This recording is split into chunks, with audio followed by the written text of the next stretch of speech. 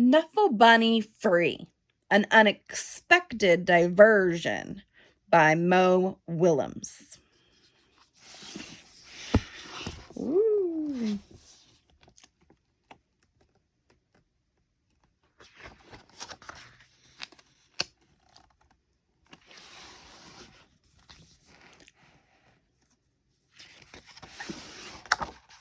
One day, not so long ago, Trixie took a big trip with her family. They were on their way to visit Trixie's Oma and Opa in Holland. Holland is far away.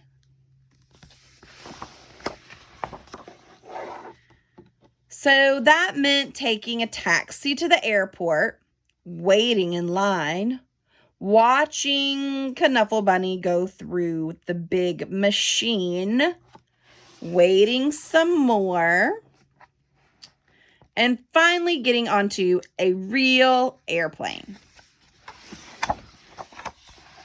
On the plane, Trixie played and read and slept. And before she knew it, the plane had landed. Trixie and her family left the airport and got on a train to go to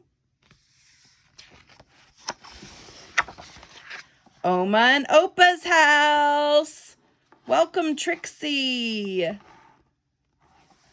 Oma and Opa were so happy to see Trixie.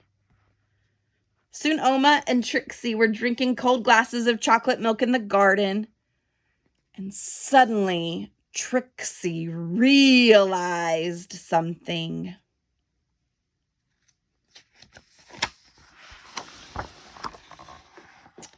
Trixie didn't tell her daddy that Knuffle Bunny was gone.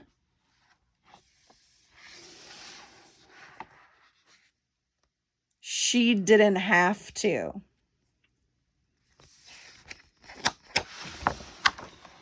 Trixie's daddy called the airline and asked them to look for Knuffle Bunny on the plane. But the plane had left for China. China is very far away.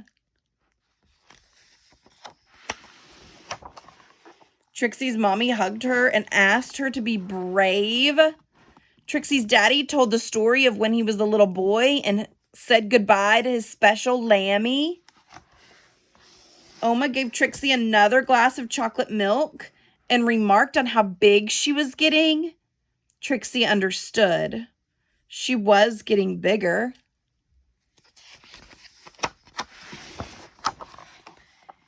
Even if she wished she wasn't. The next morning, Trixie tried to enjoy going to the cafe and the swings in the playground and the carnival that was in town. And while the whole week was filled with fun things like eating French fries on the street, visiting real windmills, and feeding the ducks, Trixie was still sad. She missed her Knuffle Bunny. Oma and Opa understood. Oma and Opa had a plan. That night, they had a surprise for Trixie. A brand new, top-of-the-line Funny Bunny Wunny Doll Extreme. It could walk. Ik kan spreken. It could speak in Dutch. It could dance. Ik kan dansen. But it couldn't make Trixie feel any better.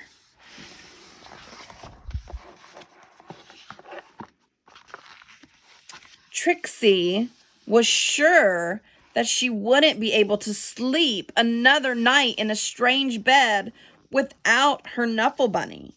But before she knew it, she was dreaming.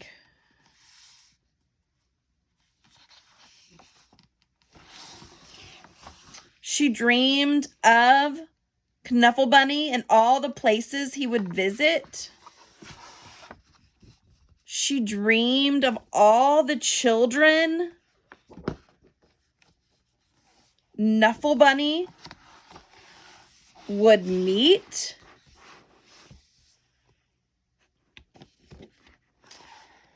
She dreamed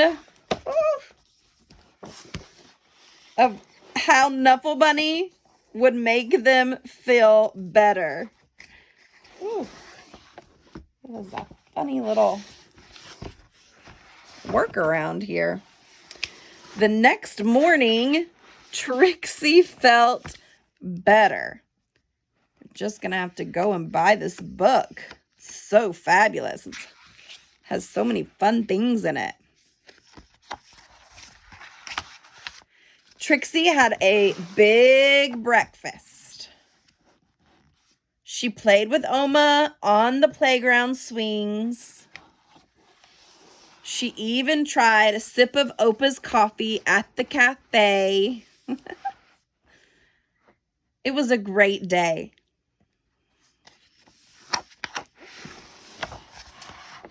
Before she knew it, the trip was over and it was time to go home.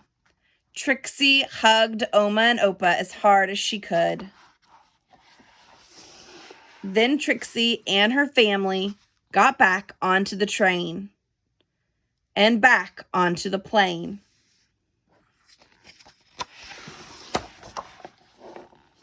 And listened to the crying baby as the plane lifted off. Wah! But can you believe it? Right there on that very plane, Trixie noticed something.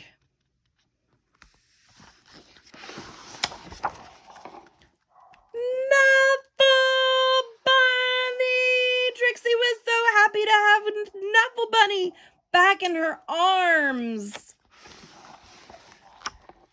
Happy enough to make a decision. Wah! Trixie turned around and said, "Would your baby like my Knuffle Bunny?"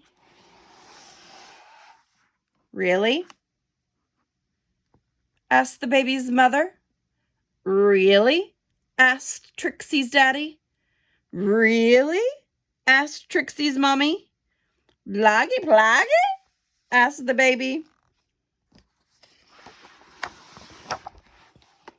"Really," said Trixie. She was big enough. And the baby was happy. The baby's mother was thankful. Trixie's parents were proud. And the other passengers were very relieved. And that is how, a few weeks later, Trixie received her very first letter. The end. A note to Trixie. Trixie, I hope to watch you grow up, fall in love, start a family, and be happy. And I hope that one day, many years from now, you will receive a package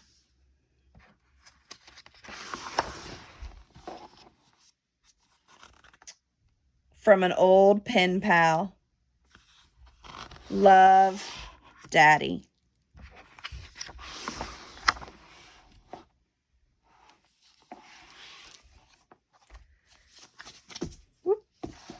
Knuffle Bunny Free, An Unexpected Diversion by Mo Willems.